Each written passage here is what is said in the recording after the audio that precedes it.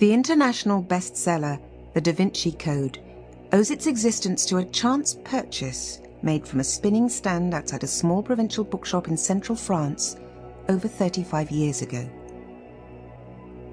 The book was a small paperback called Le Trésor Maudit, The Accursed Treasure, and it was bought by a man called Henry Lincoln, pictured here outside that same bookshop in Vendôme in 1997. Back in 1969, Lincoln certainly didn't know that the book he was buying for a little light holiday reading was going to change his life.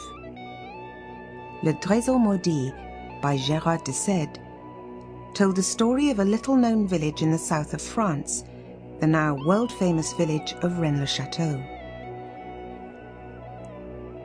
At the end of the 19th century, so the story went, the priest of this tiny hilltop village in the foothills of the Pyrenees discovered some parchments hidden in his church. Almost overnight, it seems, his life of extreme poverty changed to one of extraordinary wealth. The discovery of the parchments had apparently led him to a lost treasure, the accursed treasure of the title. His village and the tangible evidence of how he disposed of his wealth are there for all to see. The road up to the village, the decoration of the church, his Villa Britannia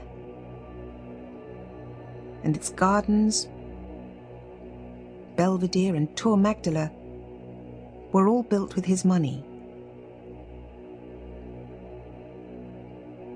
Where did it come from? The historical and mythical background to the Rennes-le-Château story has been fertile ground for researchers seeking to discover the source of Béranger Saunier's wealth.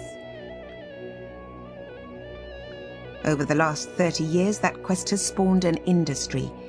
Countless books, films, and documentaries have attempted to explain the mystery. The first and most influential of these was, of course, The Holy Blood and the Holy Grail, the 1982 bestseller which Henry Lincoln wrote with Michael Bagent and Richard Lee. Drawing on a hypothesis developed in The Holy Blood and the Holy Grail, Dan Brown's novel The Da Vinci Code has now introduced a whole new audience to the enigma surrounding Rennes-le-Château. But in the intervening years, Henry Lincoln has discovered another mystery. A mystery that goes far beyond the supposed treasure at Rennes-le-Château. The priest's riches are a distraction from the real secret of the village, that it is but a small part of a much greater wonder.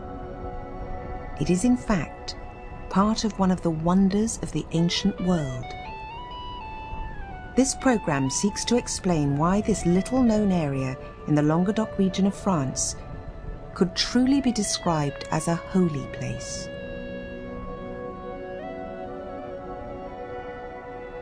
In fact, the true mystery isn't confined to Rennes-le-Château, but has echoes elsewhere,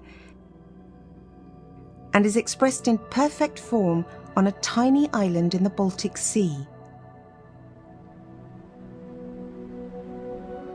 These discoveries at Rennes-le-Château and on the Danish island of Bornholm are extraordinarily challenging, and they pose new questions about our ancient ancestors, their motivations, their skills, and their knowledge.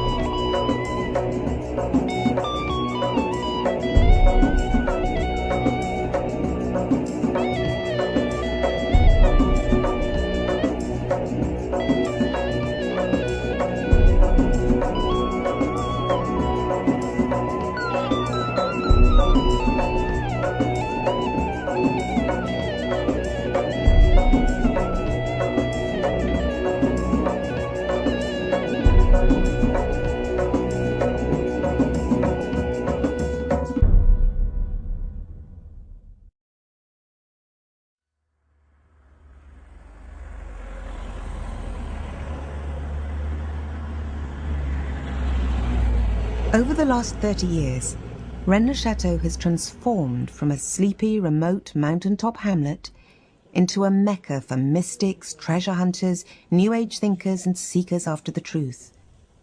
What draws people here from all over the world? And what do they expect to find here? Well, the story would still be just a little-known local mystery, and there would be no books, no films, no best-selling DaVinci Code, and no tourist trail if Henry Lincoln hadn't made a discovery that eventually took him far beyond the contents of that little red paperback, Le Trésor Maudit. In the summer of 1969, Lincoln, it seems, was the first to break a secret code. There I was, having read the way through the book, looking at the reproductions of two of the parchments which the priest had apparently found. And there it was, a passage from the Gospels in Latin, which talked of Jesus walking in the cornfields with the disciples, and they did rub the ears of corn and did eat. And suddenly I find myself reading off a message in French. Very simple. It was hidden in a way that I've always described as a schoolboy code. Some of the letters were slightly raised above the others. When these were picked out, the hidden message was easily readable. It was so easy to find. And it simply said, "This treasure belongs to Dagobert II, king, and to Zion, and he is there dead."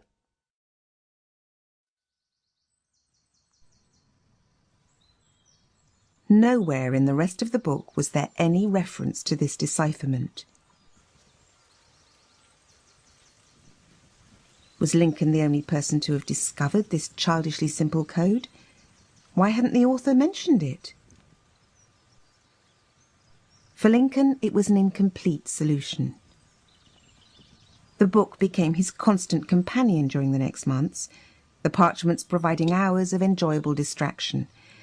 But despite tantalizing glimmers of other layers below the surface, he found nothing as clear as that first ringing message.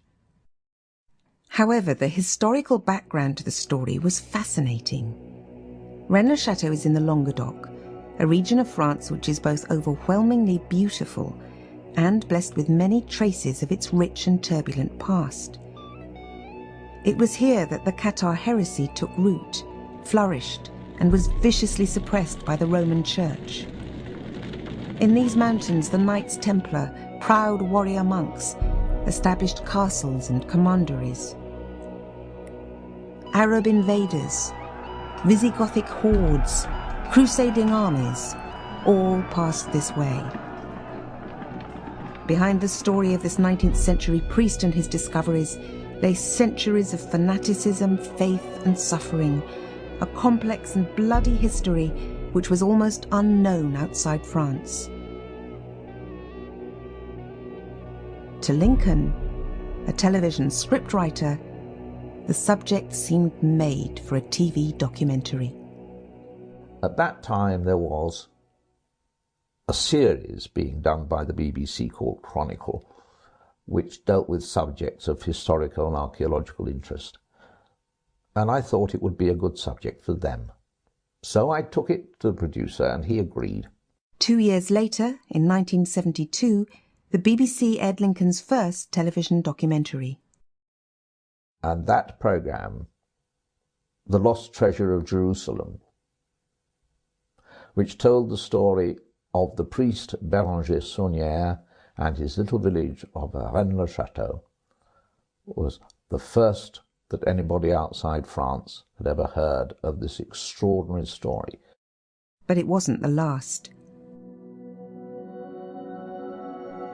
The public reaction was so strong that in the decade that followed, Lincoln made 2 more films for the BBC, The Priest, the Painter and the Devil in 1975, and The Shadow of the Templars in 1979.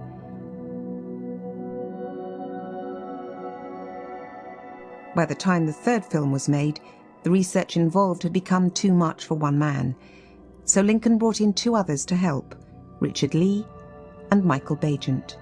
And the three of us began to research in more depth and cover much more ground of what the story was all about. And that led eventually to the hypothesis, which we presented in a book published in 1982, and which was called The Holy Blood and the Holy Grail. Now, it seemed very much a case that that book touched a nerve back in 1982, part of the zeitgeist, if you like, and it created a huge reaction. It became a bestseller immediately. We were on the front pages right round the world because we had developed an hypothesis which appeared to explain all the background to this apparent treasure story. The book became as huge a publishing phenomenon as its fictional offspring, the DaVinci Code, was to do some 20 years later. It was back in 1972, while he was making the initial BBC film, that Lincoln received the first hint that this was something more than just a treasure story. As part of his research, he travelled to Paris to meet Gérard de Sède, author of Le Trésor Maudit. One of the first questions I asked him was, why didn't you publish the hidden message in the parchments? And he said, what message? That struck me as being a very curious response, because I thought he must know it was there. And if he knew it was there, then he'd know that I knew it was there. So we fenced around this for a little while. And eventually we got to the point where we both knew that we were talking about the same message. So I repeated the question, why didn't you publish it? And he said, because we thought it might interest someone like you to find it for yourself. And that was an extraordinary response. I thought I was dealing with a simple little treasure hunt story set in a village. And yet suddenly there was a we in the background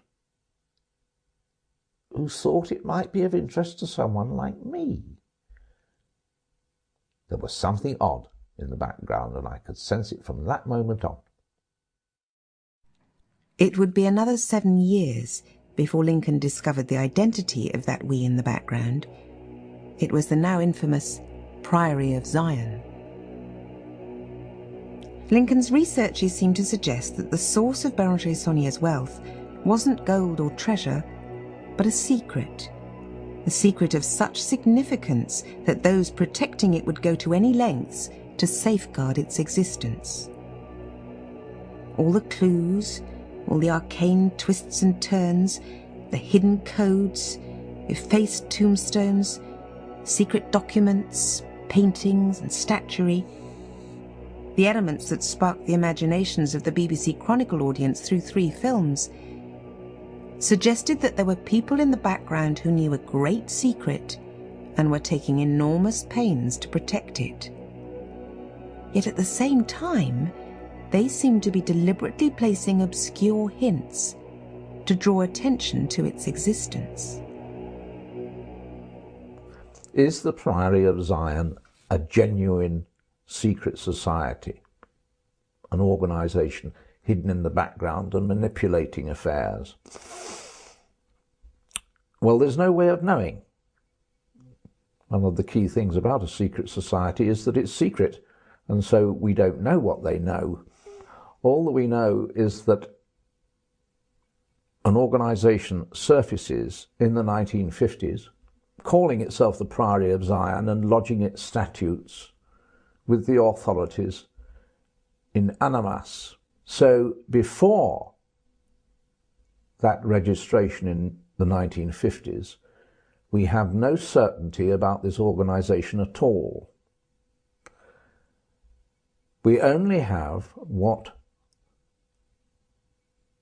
the members of this organisation have chosen to tell us. And what they chose to tell, or rather infer, was that the Priory of Zion was protecting the bloodline of the Merovingian kings. Not only that, but its Grand Master, Pierre Plantard, was himself a descendant of that same bloodline. In France, this is akin to an Englishman claiming to be descended from King Arthur, except that, of course, the Merovingian kings were an historical reality, not a myth. The claims of a crank, most likely. Except that there were corroborating documents, the dossiers secrets. Documents that had come to light in the Bibliothèque Nationale, documents showing a line of Grand Masters of the Priory of Zion from the 12th century to the present day.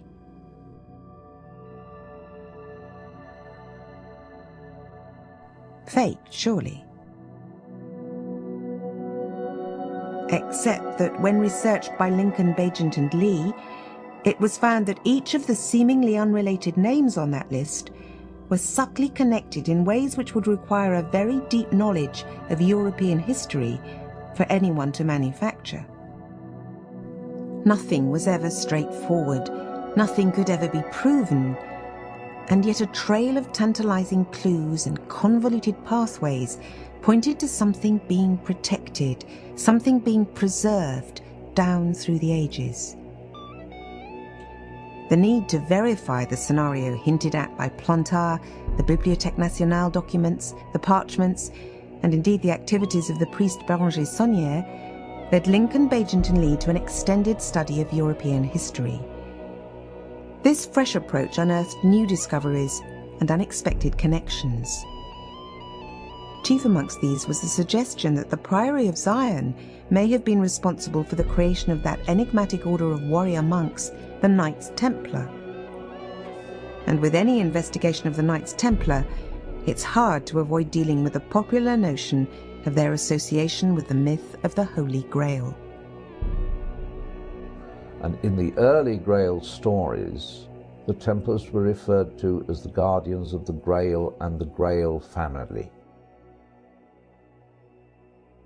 It was the protection of a family which led to the idea of a bloodline, which gave us the dramatic hypothesis of a blood descent from Jesus, and that Jesus, unlike the image we get from him in the Gospels, was in fact married, and that he was married to Mary Magdalene, and she was the Grail. The Grail is, in most of our thinking, a cup or a chalice which supposedly either was used by Jesus at the Last Supper or at the crucifixion, which caught the drops of his blood. But our hypothesis shifted it into another dimension. When we first encounter the Grail in the Grail stories, it's not a holy grail, it's presented as a thing, one word, Sangral, S-A-N-G-R-A-A-L, Sangral. And because there was a word like Graal, which meant cup or chalice, that one word was split into two, Sangral, holy chalice. That's where that idea comes from. But if you break it one letter later, you have sang royal, which is royal blood. And so we have a bloodline, a blood descent. And with the thought of a marriage between Jesus and Mary Magdalene, the Grail is now the womb of the Magdalene. She bears the blood of Jesus and creates the bloodline of their descent. And so the secret messages that the priest apparently had found began to make sense in a different context. This treasure belongs to Dagobert II, king, and to Zion, and he is there dead. Are we talking about a blood descent? Dagobert II, the last effective king of the Merovingian dynasty of France, and were they the blood descendants of Jesus? In 1982, that suggestion caused an outcry. The Holy Blood and the Holy Grail, to quote the sleeve notes of a recent edition, sparked off a worldwide storm of controversy, reverberations of which are still resounding throughout the Western world. Over the years, public interest in the subject has remained strong. A steady procession of tourists and treasure hunters still make their way up to the remote hilltop of Rennes-le-Château in search of the truth, enlightenment, or Béranger Saunier's treasure. The Holy Blood and the Holy Grail has never been out of print, and countless other books and films on the subject have followed, some sensible, some not so. Debate about the authenticity of the Priory of Zion, to which we will return later, and a possible blood descent from Jesus became inextricably associated with the mystery of Rennes-le-Château. And we come to 2002, 20 years later, when a thriller is written called the DaVinci Code, which picks up the hypothesis from our book and turns it into a thriller. Although the first character we meet in Dan Brown's novel, the curator of the Louvre Museum, is named Saunière after the real-life priest of Rennes-le-Château, the village itself doesn't feature in the story. Instead, we're treated to a breathless chase from France to Scotland, visiting 4 major historical locations on the way: the Louvre in Paris, the Temple Church and Westminster Abbey in London, and Rosslyn Chapel near Edinburgh. All these sites have experienced the benefits and the problems of vastly increased visitor numbers since the publication of the DaVinci Code. But despite its absence from the novel, Rennes-le-Château has also had its steady stream of tourists turned to a flood, as readers realise that the source of the DaVinci Code theme lies here, in the foothills of the Pyrenees.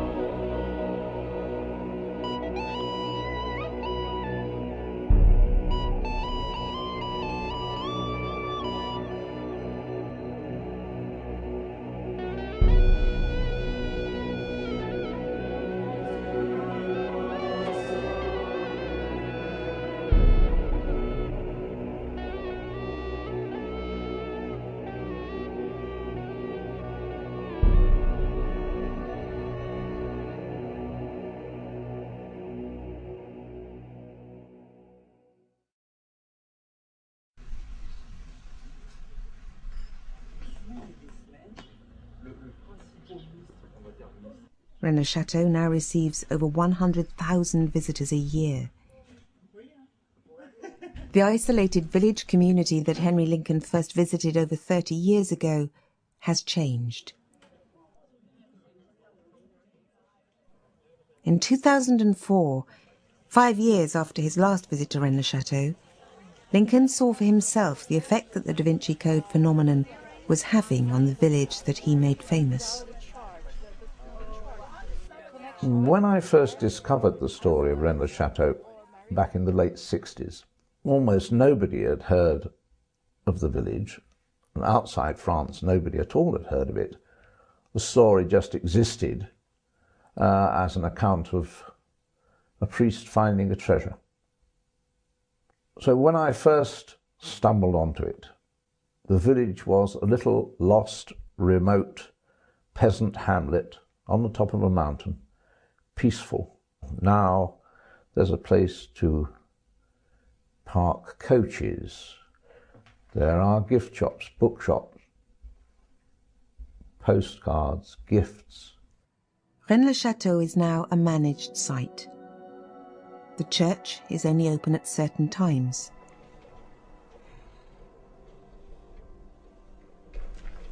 Visitors can no longer pay homage at the grave of Béranger Saunière. The cemetery is locked.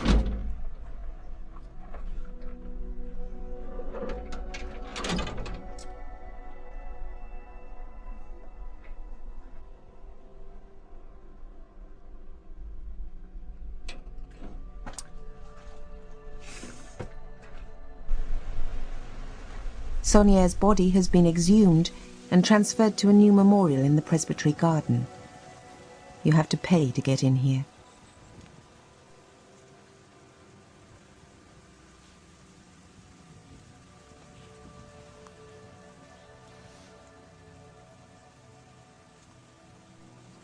But there is still much to see and to muse over. There's a small museum in the presbytery. You can explore the ground floor of Saunière's Villa Britannia.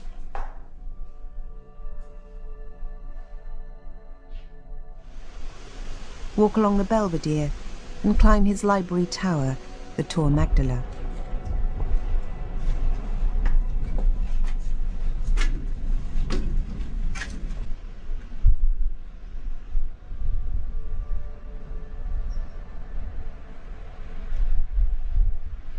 The spectacular views remain unchanged.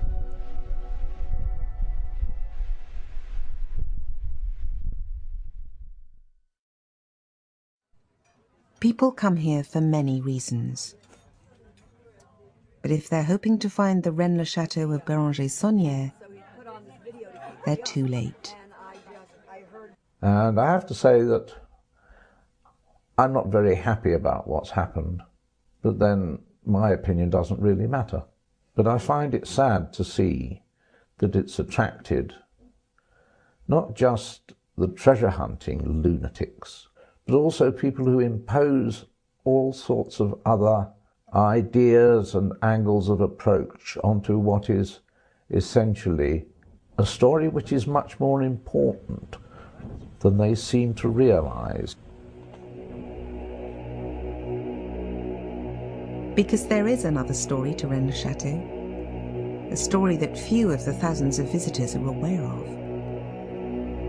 Obscured behind the tales of lost treasure, holy bloodlines, and elusive secret societies, beyond the thrills of the DaVinci Code and the hypothesizing of the Holy Blood and the Holy Grail, there lies an amazing fact. It's a fact whose existence was revealed through the work of a 16th century artist. But that artist wasn't Leonardo da Vinci. The countryside surrounding Béranger Saunière's village holds a secret, an astonishing work of man and nature, hidden to all but those who know how and where to look. Spread across the stunning landscape of the Aude Valley is what can only be described as one of the wonders of the world. A vast and invisible temple of interlocking alignments and regular geometric forms, defined by the precise positioning of churches, castles, and ancient landmarks. Through all the myriad lines of investigation in this story, the priest's treasure, the Knights Templar, the Cathars, the Merovingian kings, the Priory of Zion, the Holy Bloodline, one thing is certain, demonstrable, and provable.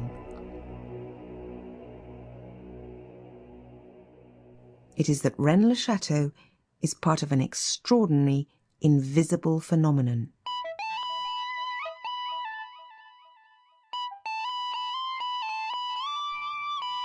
The real treasure in this story is neither gold, nor silver and diamonds, nor even the Holy Grail.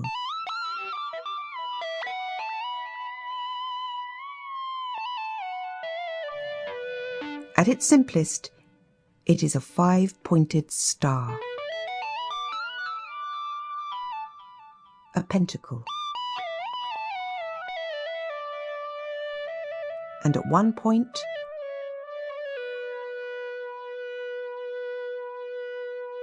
Rennes-le-Château. How did Henry Lincoln discover this phenomenon in the first place? And what is its significance? What questions does it force us to ask? Well, to begin to answer these questions and more, we need to retrace our steps. We need to return to the parchments supposedly discovered by Béranger Saunière in 1891. In particular, the first parchment, the one that contains that enigmatic message, "This treasure belongs to King Dagobert II and to Zion, and he is there dead."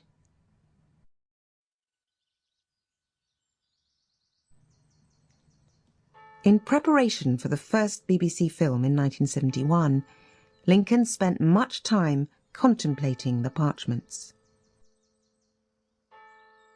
No matter where they came from, unquestionably they contain messages. But having dealt with those, I continued to look at them, and there were lots of unanswered questions, even though we'd got the secret messages out of it. What we'd got were things like, why are there 3 crosses dotted amongst the text? The obvious question was, what happens if lines are drawn to connect the crosses? Well, that question is immediately rewarded as a line from this cross to this traces out a word from the intersected text. That word is Zion. So the right questions are being asked. What next? Drawing a line to the other cross doesn't produce a significant result. Yet the clear message from the first line is that the crosses are significant. What about the small triangular design in the upper left-hand corner? The upper face of this little triangle lines up with the cross on line 4, the lower face with the bottom of the first line. The connection of these 2 crosses produces this line. Inspired by a design which was said to have been inscribed on a stone found 2 miles from Rennes-le-Château, Lincoln played with the idea of a similar design being present in the parchment. There is no cross or mark to indicate the necessary line, but Lincoln was convinced that the creator of this parchment was playing a subtle game. He noticed that this A is oddly detached, the only isolated letter in the text, and that the exact midpoint of this line falls in that gap. The choice of this point is confirmed when a circle centred here not only naturally passes through these points on the triangle, but also passes through the cross in line 7. Choosing that point to create this line was further confirmed as correct when it's seen that the point created here is exactly equidistant from the first 2 crosses. The circle is indicated. And now the little design in the corner makes sense. The circle creates 2 more points of intersection, which when joined, produce this. In 1971, when Henry Lincoln found this hidden pentacle, the story of Rennes-le-Château was still rooted in the mystery of a buried treasure. It didn't mean anything to me at the time when I found it. It's important to remember that I wasn't looking for anything specific. I was merely asking myself, what is there? The second parchment is just as important in the whole story as the first. In 1971, Lincoln's interpretation of the message in the first parchment and a foray into the history of the area surrounding Rennes-le-Château had provided him with enough material for a short 20-minute film. Out of the blue, de Sède, who'd been in contact with Lincoln during the filming, now sent him a decipherment of this second parchment. The hidden message is in French. In English it reads, "Shepherdess, no temptation, that Poussin Teniers hold the key, Peace 681, by the cross, and this horse of God I complete, this daemon guardian, at midday, blue apples. Utterly meaningless on the face of it. But there was one tenuous link to a part of the story that hitherto had seemed insignificant. In Le Trésor Maudit, de Sède had reported that Saunière had originally taken the parchments he found to Paris to be examined by experts. Before returning to his village, he'd visited the Louvre Museum, where he'd bought reproductions of 3 paintings: The Shepherds of Arcadia by Nicolas Poussin, one of Tenier's paintings of St. Anthony, and a portrait of Pope Celestin V. Here was a definite clue. Shepherdess, no temptation, that Poussin Teniers hold the key. Why had Saunière purchased paintings by the 2 artists mentioned in this decipherment? What was the link? At the time it wasn't clear which painting by Teniers had been purchased by Saunière, but there is only one Shepherds of Arcadia, Les Bergers d'Arcadie, by Nicolas Poussin. 3 shepherds and a shepherdess looking at a tomb, in what I was told was a fictional landscape, an imaginary tomb in an imaginary landscape. 2 of the shepherds point out the enigmatic phrase inscribed on the tomb, Et in Arcadia ego. And with this phrase entering the tale, suddenly yet another part of the story began to make sense. This slab, now in the museum at Rennes-le-Château, originally lay on the grave of Marie de Blanchefort, who died in 1781. It's said that Béranger Saunière himself effaced the inscription on the gravestone, but originally it read thus. It too was reproduced in de Sède's book. The 2 outer columns looked simple enough, but their meaning had so far remained obscure. They appeared to be a combination of Latin and Greek, but only now, with the inscription on the Poussin tomb scene before him, did the penny drop for Lincoln. The message is in Latin, but it's only revealed when being seen as written in the Greek alphabet. When Lincoln transliterated the Greek symbols into the Roman alphabet, the 2 columns simply read, Et in Arcadia ego. Curious enough. But also reproduced in Le Trésor Maudit was a reproduction of the inscription on the headstone of Marie de Blanchefort's grave. And it's the oddities on this carving that provide the key to the incredibly complex decipherment of the second parchment and that give us the Poussin message. Already the simple story of a priest, some parchment and a mythical treasure seemed to be taking on a new dimension and depth. But then something else happened. Something that would elevate the story of Rennes-le-Château beyond the little 20-minute TV insert first intended. Some photographs arrived in the post, again sent by de Sède. The photographs were of a tomb nestling in a pastoral landscape. But what was stunning was that the scenes seemed to be identical to the one depicted in the 17th century painting by Nicolas Poussin. De Sède also revealed that the scene in the photograph was easy to find, a mere 4 miles along the road west from Rennes-le-Château, near a village called Arc. It was quite an extraordinary moment to drive along the road and see it in reality.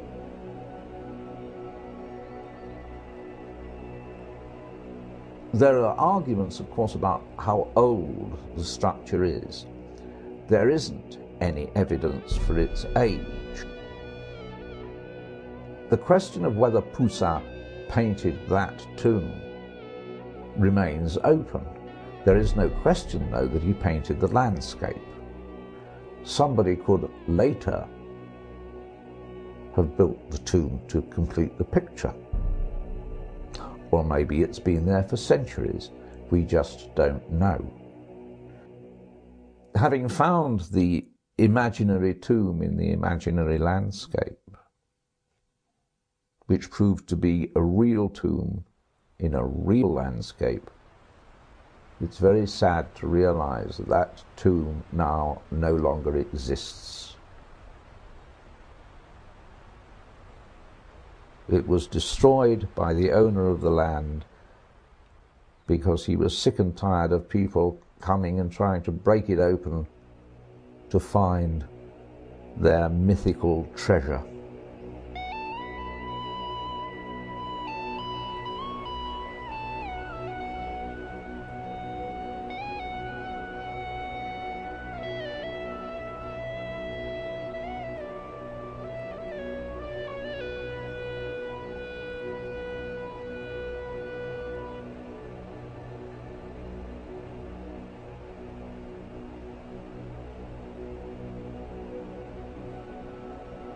But nothing can alter the landscape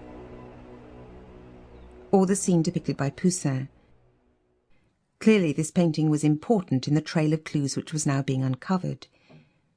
Did the Shepherds of Arcadia itself contain clues? Why had Béranger Saunière bought a copy of the painting from the Louvre? Could this canvas reveal the secret of Saunière's wealth? Did it indeed hold the key? Although Rennes-le-Château, Blanchefort, Cardoux, and the Rock of Toustoun are clearly represented in the painting, the skyline descends in the centre, whereas in reality it climbs higher. Lincoln wondered if Poussin had originally painted the rising hillside and then later decided to change it. The question was easily resolved by having the Louvre Museum provide an X-ray of the painting. Disappointingly, the radiogram didn't reveal a painted-over hillside. But in studying the painting, Lincoln was becoming attuned to its details, and he noticed an anomaly. In the X-ray, the underpainting beneath this shepherd's wreath is visible, and here it can be seen that the line of the tomb is painted on top of the staff. In other words, the shepherd's staff had been painted before the tomb. Lincoln thought it odd that a foreground item should be painted before its background. What was important about the staff that it should be placed first? Having had his attention drawn to the staff, he was curious to see what else could be said about it. Well, it's divided by the shepherd's arm. But more than that, it is precisely divided in two by the shepherd's arm. These two distances are exactly equal. And this is the same distance as this, and this, and this, and this. This seemed a significant discovery. The repetition of a fixed measure throughout the canvas suggested an underlying structure, where a seemingly relaxed and fluid depiction of a natural scene was in fact being dictated by rigid rules. Expert help was needed, and this was sought from Professor Christopher Cornford of the Royal College of Art, who'd made a particular study of the geometrical composition of paintings. He'd already analysed another work of Poussin's in this way, and he agreed to do the same with the Shepherds of Arcadia. The outcome of this study was startling. Startling to Cornford, because in this painting Poussin had structured the image not only using a technique which, as expected, conformed to the presiding Renaissance philosophy, but he'd also simultaneously employed an archaic Masonic geometric system which had been known to the ancient Egyptians. This technique should not have been present in a 17th century painting, and yet here it was, a masterpiece based on an ancient and mystical form, the pentacle. Now, to say that Professor Cornford was surprised is a little bit of an understatement. What my reaction to it was, because suddenly again, this five-pointed star image had raised itself. I'd found it in the parchment, and now here it was in the painting, and it didn't seem to have any significance whatsoever.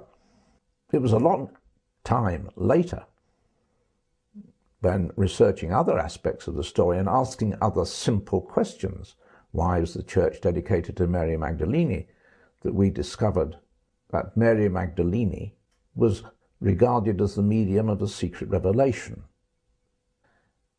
And she had been given as her symbol in the heavens the planet Venus.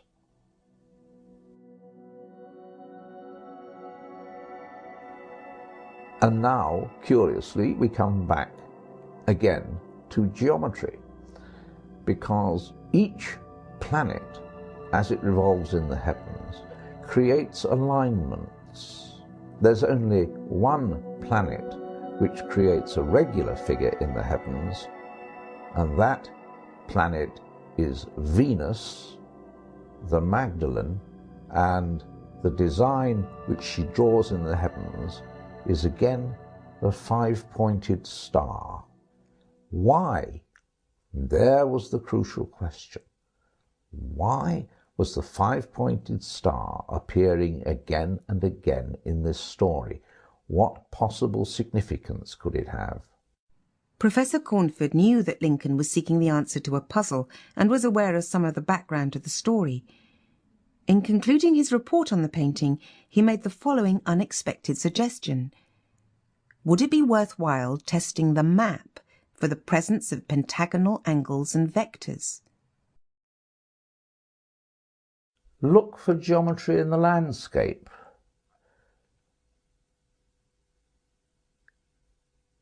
It wasn't very easy to know what exactly one should be looking for. Looking for a pentagon in the landscape didn't seem to be a very simple thing to do, but it occurred to me that a pentacle was made up of five overlapping triangles, and I wondered if a triangle, which after all has only 3 points, might be easier to find than 5 points. And what 3 points could there be associated with the story? And that's when I realized there were in fact 3 castles associated with the story. There was the castle at Rennes-le-Château, there was the Templar castle at Bézieux, and there was also the castle built by Bertrand de Blanchefort, who was 4th Grand Master of the Knights Templar. So I looked at the 3 castles on the map, and each one was on a natural mountain peak. There they were, clearly marked on the map. And when I drew the triangle and measured the angles, I found that in fact I was looking at what one could call a pentagonal triangle. It was exactly that triangle with angles of 36 degrees and 72 degrees that made up a pentagon. The obvious next step was to look for the other 2 points of the pentagon, and then to find that they were already marked on the map, not with castles, this time with spot heights marked on the map. What I had was 5 natural mountain peaks in perfect pentagonal geometry.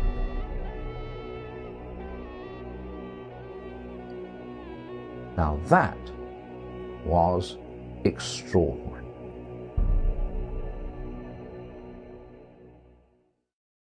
The parchments, the painting of the tomb near Rennes-le-Château, the occult relationship of the Magdalene to the planet Venus, and now a perfect pentacle described by the landscape itself. The next thought, the significance of that geometric shape. After all, it doesn't matter if we, with our 21st century skepticism, adopt the attitude, well, so what, it's just coincidence, what does it matter? If this was noticed in the past, and remember, We must look at this story in the way that our ancestors looked at it and not the way that we look at it. For them, that would have been a staggering, God-given geometry. In the third of the BBC films made 4 years later, Lincoln was able to explore that idea. The Shadow of the Templars, the last of Lincoln's BBC films, was broadcast in 1979.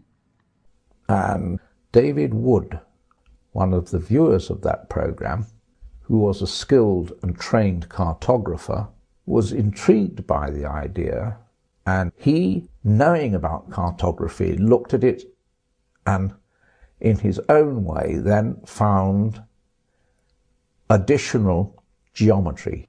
As already mentioned, one of the main source documents that supposedly helped to establish the credentials of the Priory of Zion was the Dossier Secret, an assortment of papers deposited in the Bibliothèque Nationale during the late 1950s.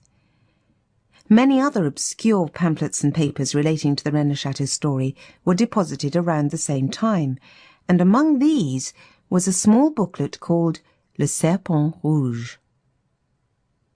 Following a line of clues he detected in the text of this work, David Wood examined the sunrise line as seen from Rennes-le-Château on the 22nd of July, feast day of Mary Magdalene.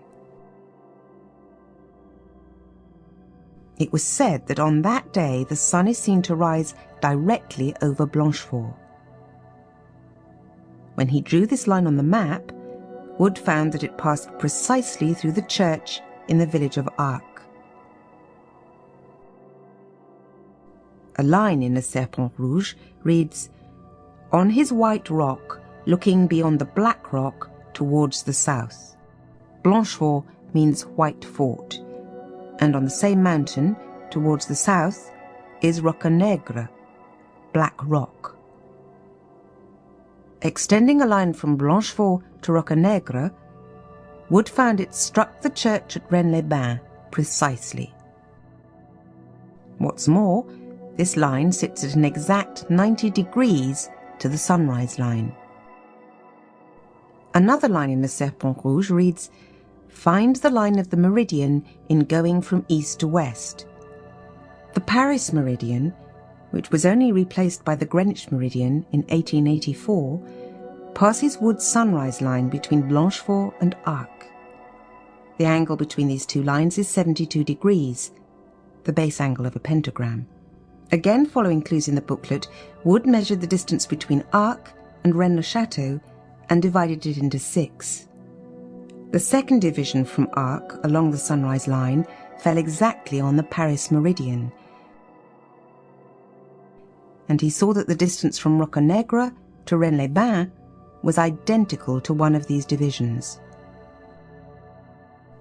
The Poussin tomb is here. Knowing the importance in the story of the tomb, Wood looked for a possible connection with the structure that was emerging. He drew a line from the tomb through the intersection of the meridian and the sunrise line and discovered that it too hit Rennes-les-Bains church. Wood's next move may have been a lucky guess, but seeing that the church at Rennes-les-Bains was significant to the design, he sought a reiteration of the distance to Rocannègre along this latest line and marked it off. His trained eye then spotted something extraordinary. To confirm what he seemed to be seeing, he traced a circle round this point using the distance to Rennes-le-Château as the radius measure. This circumference exactly marks off the castle of Custosa, Serres Castle, the point of intersection of the Paris meridian and the sunrise line, Les Toustoun, the prominent outcrop that can be seen in Poussin's painting, the church at Bougarache, and the church of Saint-Just-le-Bézout. But Wood was on the hunt for a pentacle.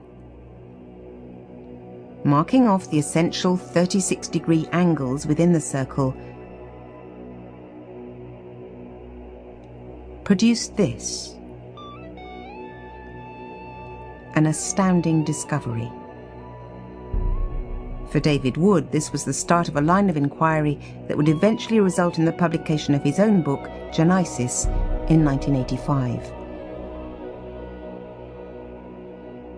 From my point of view, when David Wood contacted me and told me that he had this additional level of geometry, was the first indication that I had had that there was anything beyond the 5 mountains.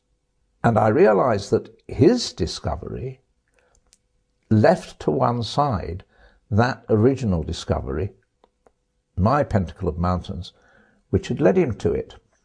I realized I had to put the two together, and as soon as I put the two together, I realized that they were interlocked and that the whole thing was much bigger than he had expected. In fact, the whole phenomenon was much bigger than even Lincoln expected.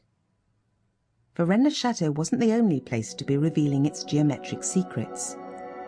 1,000 miles away, on the tiny Danish island of Bornholm in the Baltic Sea, a journalist and filmmaker named Erling Haagensen had become intrigued by the unusual round churches which are found there.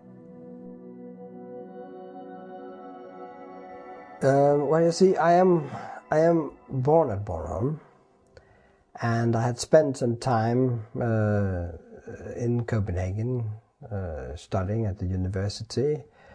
I've always been interested in the connection between science and religion. There used to be a connection. There isn't that very much anymore.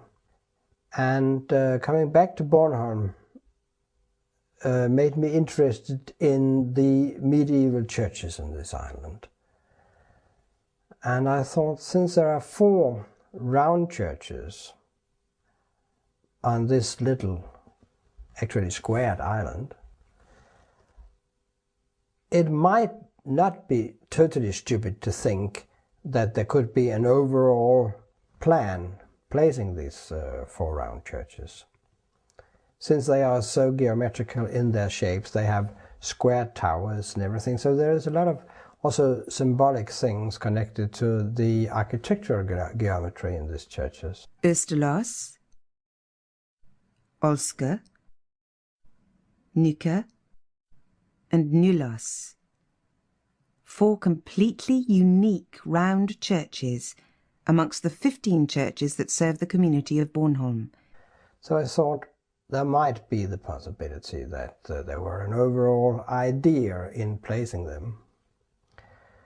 And I looked at that, and at the first glance there isn't anything, not at all. Then I discovered that, well, when you have 4 churches, you don't have that very many lines to draw between them, so there are a limited number of lines that you can look into. And the interesting part of that was that 2 of these lines formed a very accurate 30-degree angle. The 30-degree angle is part of the formation of a regular 6-sided star. Could this small hint be indicating the presence of hexagonal geometry? The controlling feature of sacred geometry is the circle. If a circle could be found, then maybe that could be the key to revealing any underlying pattern. The largest of the round churches is Østerlars. Using this as a centre, Haagensen tentatively marked out a circle on the map using the distance from Østerlars to Nylars as the radius. This immediately produced a fascinating result. Exactly on the same circumference is the church of Rudska. Well, this could of course be a coincidence, but then there is a particular aspect of Erling Haagensen's investigations that significantly reduce that chance. It just so happens that the official Danish Institute for Map Production have used the spires of the 15 churches on Bornholm as trig points. This means that the exact coordinates of the churches had already been meticulously calculated. The relative positions of the churches had been pinpointed to the millimetre. Already, Haagensen was able to say that not only did a circle drawn on a map hit on these 2 points, but that the distance from Østerlars to Nylars was 14,335.585 meters, and the distance from Oosterlaas to Ruska was 14,335.71 meters. That's a difference of no more than 12 centimeters, or just under 4 3/4 inches, over a distance of about 9 miles.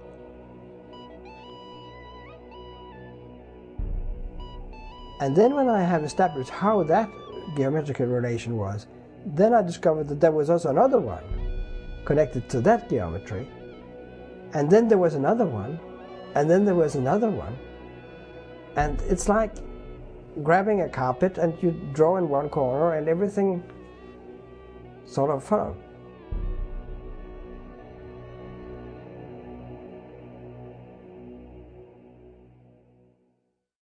Meanwhile, Henry Lincoln was also discovering that there was more to the geometry of Rennes-le-Château than he'd thought. Seeing that his original pentacle of mountains and David Wood's pentacle of churches were not unconnected patterns, but were in fact exquisitely locked together, Lincoln began to look further. An amazing picture began to take shape. Extensions to and validations of the original pentacle abounded. Castles, churches, and other landmarks lined up in abundance to confirm the existence of a deliberately structured landscape hidden in the Aude Valley. Could it be coincidence? Yes, that is absolutely true. The sort of people who approach it in this way seem to think that I don't realise that. Of course, you can develop geometric designs if you just join points. There is a distinct difference with the geometry which we have at Rennes-le-Château. The distance from one point of the Pentacle of Mountains to the opposite intersection is 2 miles, 1,618 yards. The distance from Rennes-le-Château Church to Rennes-Bain Church is 2 miles, 1,618 yards. From Rennes-le-Château Church to the Church of Compagnie-sur-Aude is the same, as is the distance from the churches of Antignac and Roquetaillade, Creux and Bourriège. It is the radius of David Wood's circle of churches. In fact, it's the distance between all these significant points in the area. But earlier, David Wood had found another measure which governed his pentacle of churches. The measure that the sunrise line divided 6 times into, that was half the distance from Arques to the intersection of the Paris Meridian line, that was the same distance from Roccanegra to the church at Rennes-Bain, that defined the position of the centre of his circle of churches, was a precise and known measure. David Wood was the first to stumble on it, and I don't know that he saw any significance in it. He certainly doesn't seem to have talked about any significance in the fact that the unit of measure was the English mile. Amazingly, the English statute mile is present everywhere within the geometry of Rennes-le-Château. All these distances between significant points are exact numbers of miles and half divisions of a mile. I don't sit down and set out to look for something. I look to see what is there, and I keep an open mind. An open mind is a precious gift, and it's something that I do try to adhere to.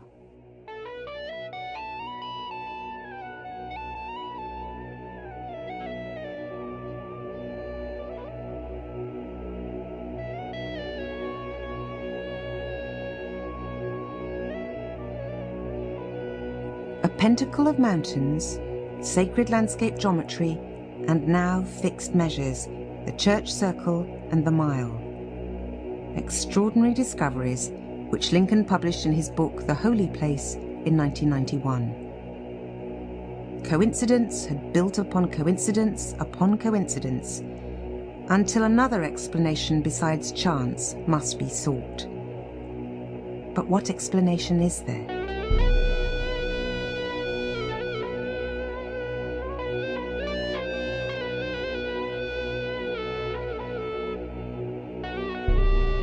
One inescapable suggestion is that some people in the distant past may have had a far deeper knowledge and a far higher level of surveying skill than we in our modern age are prepared to give them credit for.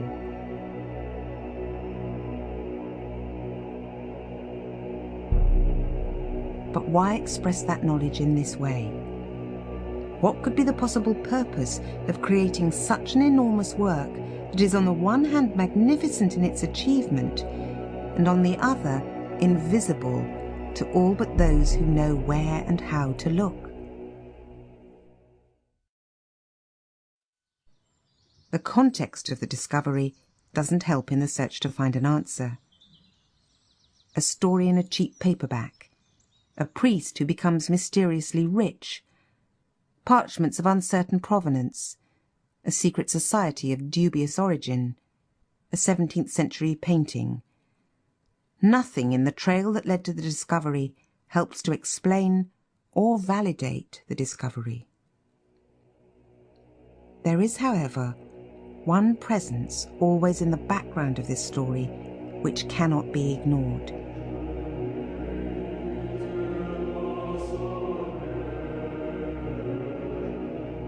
An historically real and ancient organization that at one time had money, power, influence, and, it said, sacred knowledge.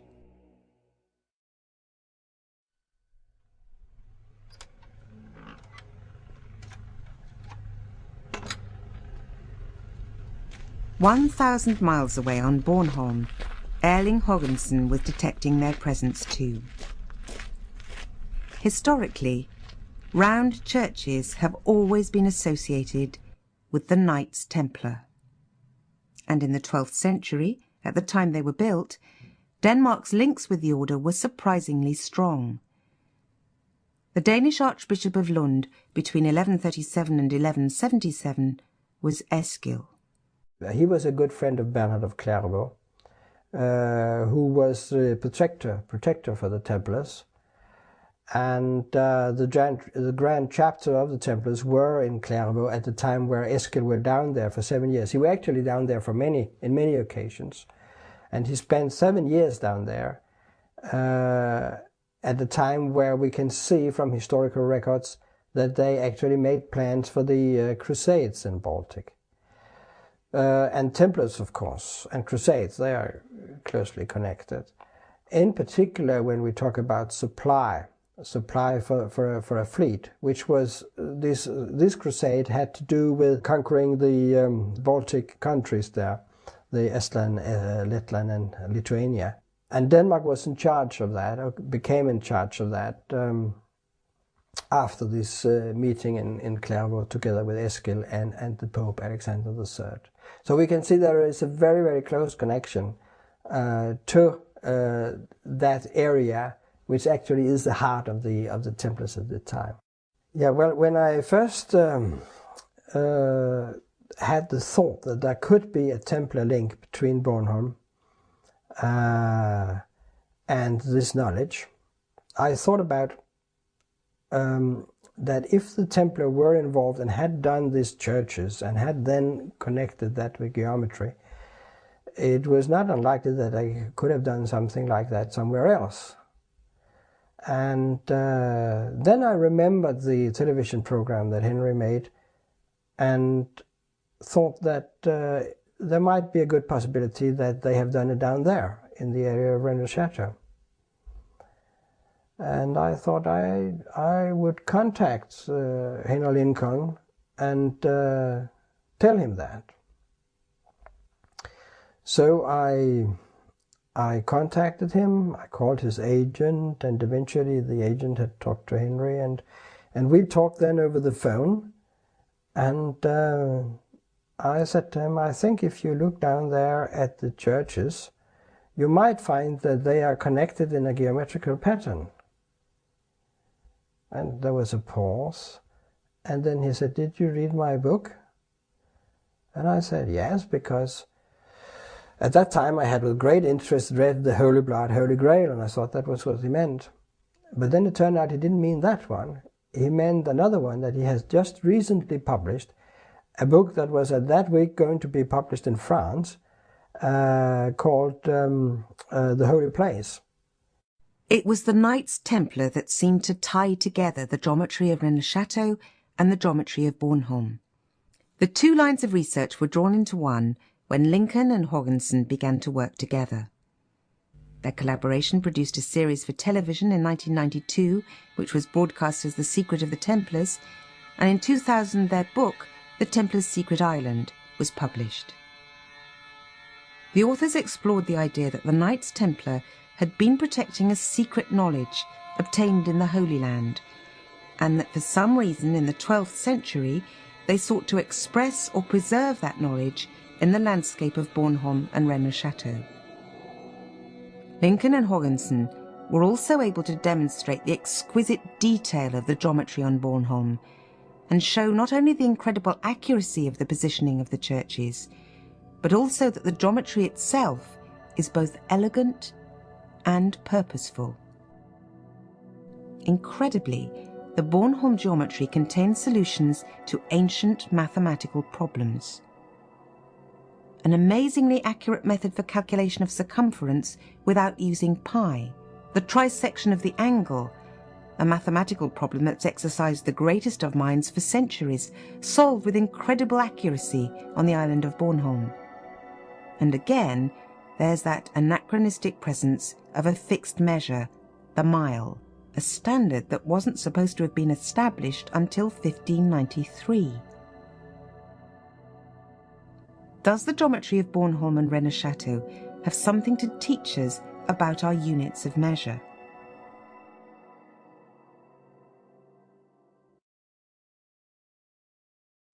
We know that in the 18th century, the metre was defined scientifically as being 1/10,000,000th of a quadrant of the Earth's circumference, the distance from the pole to the equator. It follows, therefore, that the polar circumference of the Earth should be 40 million metres. In fact, a small error was made at the time of calculation, and the actual circumference turns out to be 7,467 metres longer. What's astonishing is that there is a far more accurate relationship between the measurement of the circumference of the Earth and the mile than there is between that measurement and the modern metre. Along with the familiar yard and foot measures, there's another, often forgotten unit, the pole. 320 poles make 1 mile. 1 pole equals 198 inches. Take a closer look at these measures and you find a fascinating correlation. The diameter of a circle which has a circumference of 1 pole is exactly 63 inches. If you multiply this distance by 25 million, you reach a far closer approximation to the circumference of the Earth, 40,003,905 metres. Moreover, the easy division of 5 into this number suggests a measurement made in antiquity based on a pentagonal division of the Earth's circumference. It would take several programs to analyse the fine relationship between ancient and modern measure. However, investigating the measurement of the Earth provides conclusive evidence that the geometry on Bornholm was deliberately constructed. Although the positioning of these churches appears to be incredibly accurate, in some instances there is slight variation from theoretical perfection. Some of these anomalies have straightforward explanations. For instance, the church of Vesta-Marie stands 21 metres northwest of its predicted position in the geometry. But this church was rebuilt in the 1880s, and it can be seen from the architect's drawings that the altar of the old church was in exactly the right place to conform to the pattern. The Bornholm geometry contains a great 5-pointed star. Curiously, the eastern tip of this star doesn't fall on the church of Bodilsker, as it should in theory, but on the adjoining tower, precisely on this enigmatic and otherwise inexplicable stone on the southeastern face. The placement of the church at Olsker was a more puzzling inaccuracy. Olsker is not in the right place, Ulster is 223 feet and 11 inches from its theoretical position. The breakthrough here came when Haagensen began to look at the relationship of the Bornholm placements to the Earth's axis. The geometry not only has its own internal logic, but also the whole structure aligns perfectly with the 4 cardinal points. When the position of Ulster is calculated using the geometry of a curved surface, i.e. the surface of the Earth, as opposed to a flat map surface, it was found that the proper geometric position for Ulster is only 11 feet 9 inches from its actual centre. The whole of the Bornholm geometry is demonstrating not only the incredible skill of its constructors, but is evidence that they had an advanced and sophisticated knowledge of the curvature of the Earth and the means to measure it and place buildings upon it with incredible precision. And then, of course, you could wonder if it was at all possible at those times to make anything like that, anything that accurate. And the answer is that it very well might have been, because we can see that exactly down in that area of Clairvaux, and contemporary with Bernhard of Clairvaux, there is a mathematician who gives lecture to his students, and his notes have survived, and we can see how he explains how one do this kind of measurement. It's very fascinating to see that our forefathers had capabilities that we maybe normally don't think they had. I mean, when you talk to people in general, they will tend to say that in the medieval time, people believed the Earth was flat. Now, if you read these lectures that Hugo of Saxe-Victoire was giving, you can see that they have a much more advanced knowledge. He described the sphere of the Earth very clearly to his pupils, and also describes how it's possible to measure it and all that. And from that he takes actually basic in a measurement done that much longer back from his time than he is from our time. So you can see that this knowledge goes far back in time. The geometry alone indicates the sophistication of the 12th century architects, but the churches hint at even more concealed purpose and design. The conical roofs are a relatively recent addition. Originally, the 4 round churches would have looked like this, with tiered ramparts. The generally accepted interpretation of their design is that they are defensive structures.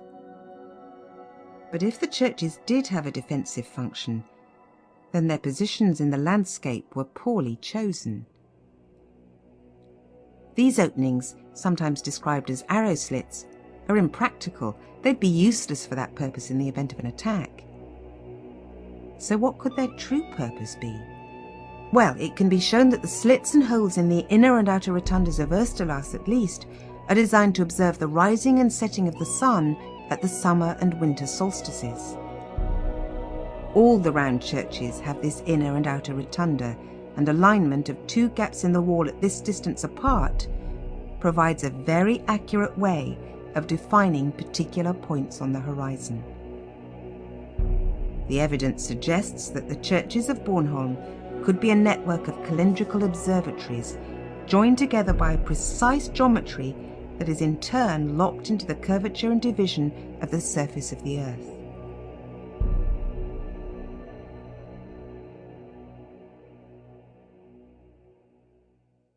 However overwhelming the evidence may be, it's still tempting to put it all down to chance. There have of course been that argument that all this is due to coincidence. That's an argument that comes up when they realize that it is there. All this accuracy is there. Everything is there. They can't deny that. So the next thing is, but they weren't able to do that. They couldn't do that. So therefore, it has to be coincidence. This is the main argument. This is the way around they talk. And that is the same thing then you could say about the pyramids, because they couldn't do that. So therefore, it's due to coincidence. The pyramid is due to pure coincidence. It's a pure coincidence that they could orientate it to north within 3 seconds of a degree, and all that we can see that they actually did. Coincidence. Of course, it can't be. Too many apparently intelligent people have been distracted from this material because certain people who should be more careful about what they say have implied that this is pure fantasy and coincidence. If it were, I wouldn't still be wasting my time with it. So I think eventually people will have to realize, and in particular the academic circles will have to realize that here is something that they have to consider, and that is there, and that it is not coincidence, and then they will have to come up with an explanation. This is why it's particularly frustrating to find that there are people who still wish to rush around saying, oh, it's all fantasy, it's just pure imagination, it isn't there at all. What they're doing is wasting time. They're denying solid and demonstrable facts because those solid and demonstrable facts run counter to what such people had been taught and which they continue to teach. We're saying, no, you've got it all wrong. But this time we have proofs. So it must be looked at seriously. This knowledge is here at the Earth at this time, and had been here actually for even thousands of years before that, and we know that. So it's just a question of finding a link between Bornholm to this knowledge. All I've done is open the door. It's for people who have the expertise, who can understand what's here, who now have got the work to do. But the background to this story, the question of why this mystery is set, where it's set, in the little village of Rennes-le-Château in the south of France, and on the island of Bornholm in the Baltic Sea, these aspects of the story don't rely on hypotheses. They are pure statements of fact. What we have uncovered is a vast body of lost knowledge. Medieval observatories and the measurement of the circumference of the Earth seem far removed from parchments, secret societies, hidden treasure, and the Holy Grail. The path of discovery has been long, and the clues have often been distracting. We've travelled quite a distance from Dan Brown's novel, a thriller that begins with the brutal murder of a man named Saunière. Did the real Béranger Saunière find a treasure? Is the Priory of Zion real?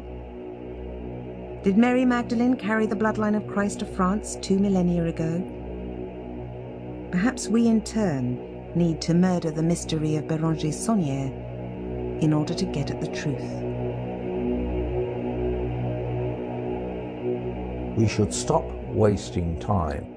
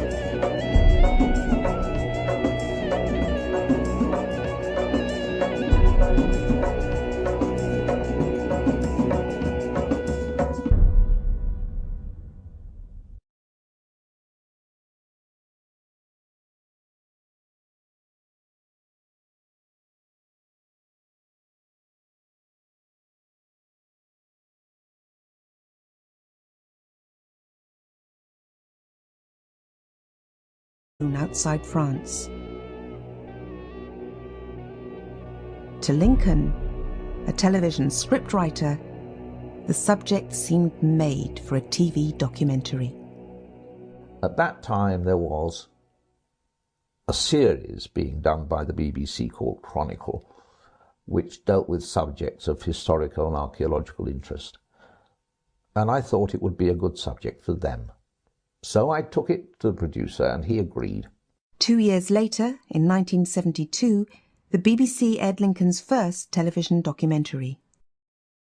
And that programme, The Lost Treasure of Jerusalem, which told the story of the priest Béranger Saunière and his little village of Rennes-le-Château, was the first that anybody outside France had ever heard of this extraordinary story. But it wasn't the last. The public reaction was so strong that in the decade that followed, Lincoln made 2 more films for the BBC, The Priest, the Painter and the Devil in 1975, and The Shadow of the Templars in 1979.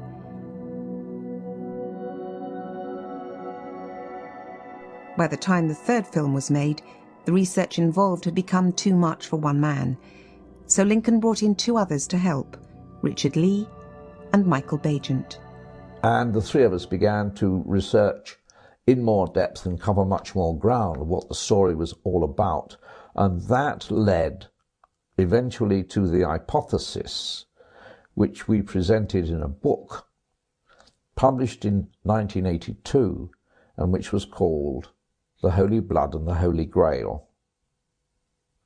Now, it seemed very much a case that that book touched a nerve back in 1982, part of the zeitgeist, if you like, and it created a huge reaction. It became a bestseller immediately. We were on the front pages right around the world because we had developed an hypothesis which appeared to explain all the background to this apparent treasure story. The book became as huge a publishing phenomenon as its fictional offspring, the DaVinci Code, was to do some 20 years later. It was back in 1972, while he was making the initial BBC film, that Lincoln received the first hint that this was something more than just a treasure story. As part of his research, he travelled to Paris to meet Gérard de Sède, author of Le Trésor Maudit. One of the first questions I asked him was, why didn't you publish the hidden message in the parchments? And he said, what message? That struck me as being a very curious response, because I thought he must know it was there. And if he knew it was there, then he'd know that I knew it was there. So we fenced around this for a little while. And eventually we got to the point where we both knew that we were talking about the same message. So I repeated the question, why didn't you publish it? And he said, because we thought it might interest someone like you to find it for yourself. And that was an extraordinary response. I thought I was dealing with a simple little treasure hunt story set in a village. And yet suddenly there was a we in the background who thought it might be of interest to someone like me. There was something odd in the background, and I could sense it from that moment on. It would be another 7 years before Lincoln discovered the identity of that we in the background. It was the now infamous Priory of Zion. Lincoln's researches seem to suggest that the source of Béranger Saunière's wealth wasn't gold or treasure, but a secret of such significance that those protecting it would go to any lengths to safeguard its existence. All the clues, all the arcane twists and turns, the hidden codes, effaced tombstones, secret documents, paintings and statuary, the elements that sparked the imaginations of the BBC Chronicle audience through 3 films, suggested that there were people in the background who knew a great secret and were taking enormous pains to protect it. Yet at the same time, they seemed to be deliberately placing obscure hints to draw attention to its existence. Is the Priory of Zion a genuine secret society, an organisation hidden in the background and manipulating affairs? Well, there's no way of knowing. One of the key things about a secret society is that it's secret, and so we don't know what they know. All that we know is that an organisation surfaces. In the intervening years, Henry Lincoln has discovered another mystery. A mystery that goes far beyond the supposed treasure at Rennes-le-Château.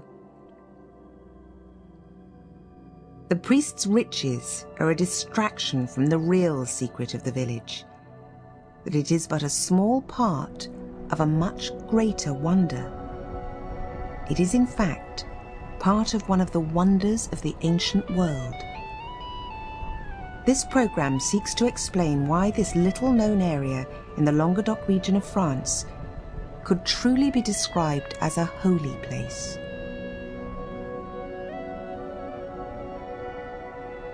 In fact, the true mystery isn't confined to Rennes-le-Château, but has echoes elsewhere, and is expressed in perfect form on a tiny island in the Baltic Sea. These discoveries at Rennes-le-Château and on the Danish island of Bornholm are extraordinarily challenging, and they pose new questions about our ancient ancestors, their motivations, their skills, and their knowledge.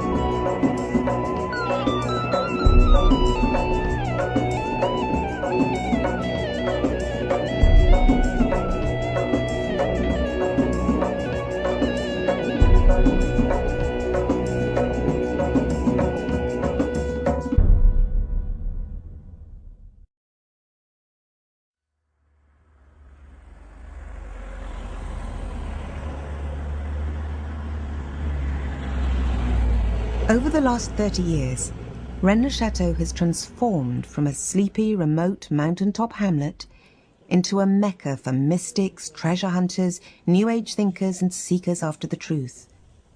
What draws people here from all over the world? And what do they expect to find here? Well, the story would still be just a little-known local mystery, and there would be no books, no films, no best-selling DaVinci Code, and no tourist trail if Henry Lincoln hadn't made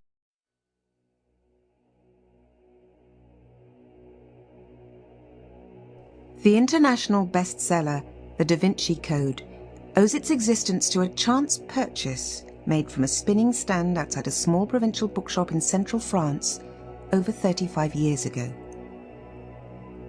The book was a small paperback called Le Trésor Maudit, The Accursed Treasure, and it was bought by a man called Henry Lincoln, pictured here outside that same bookshop in Vendôme in 1997.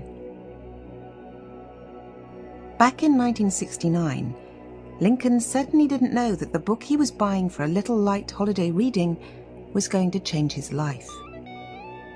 Le Trésor Maudit by Gérard de Sède told the story of a little-known village in the south of France, the now world-famous village of Rennes-le-Château. At the end of the 19th century, so the story went, the priest of this tiny hilltop village in the foothills of the Pyrenees discovered some parchments hidden in his church. Almost overnight, it seems, his life of extreme poverty changed to one of extraordinary wealth. The discovery of the parchments had apparently led him to a lost treasure, the accursed treasure of the title. His village and the tangible evidence of how he disposed of his wealth are there for all to see. The road up to the village, the decoration of the church, his Villa Britannia and its gardens, Belvedere and Tour Magdala, were all built with his money. Where did it come from? The historical and mythical background to the Rennes-le-Château story has been fertile ground for researchers seeking to discover the source of Béranger Saunier's wealth. Over the last 30 years, that quest has spawned an industry. Countless books, films, and documentaries have attempted to explain the mystery. The first and most influential of these was, of course, The Holy Blood and the Holy Grail, the 1982 bestseller which Henry Lincoln wrote with Michael Bagent and Richard Lee.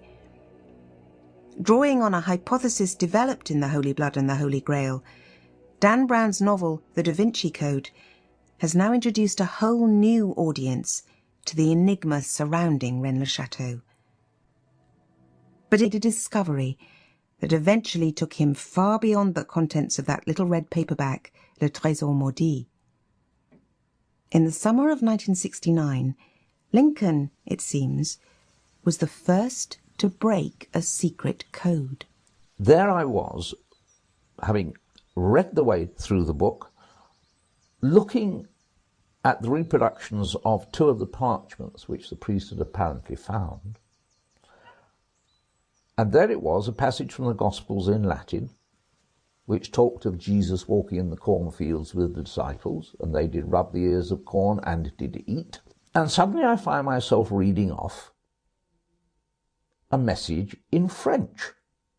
Very simple. It was hidden in a way that I've always described as a schoolboy code. Some of the letters were slightly raised above the others.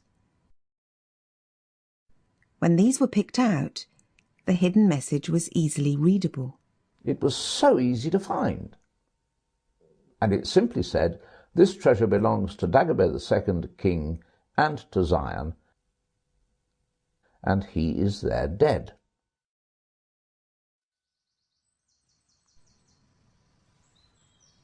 Nowhere in the rest of the book was there any reference to this decipherment. Was Lincoln the only person to have discovered this childishly simple code? Why hadn't the author mentioned it? For Lincoln, it was an incomplete solution.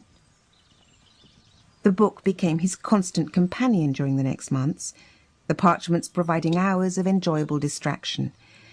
But despite tantalizing glimmers of other layers below the surface, he found nothing as clear as that first ringing message.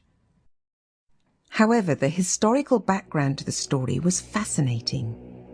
Rennes-le-Château is in the Languedoc, a region of France which is both overwhelmingly beautiful and blessed with many traces of its rich and turbulent past. It was here that the Cathar heresy took root, flourished, and was viciously suppressed by the Roman Church. In these mountains, the Knights Templar, proud warrior monks, established castles and commanderies. Arab invaders, Visigothic hordes, crusading armies, all passed this way. Behind the story of this 19th century priest and his discoveries lay centuries of fanaticism, faith and suffering, a complex and bloody history which was almost unknown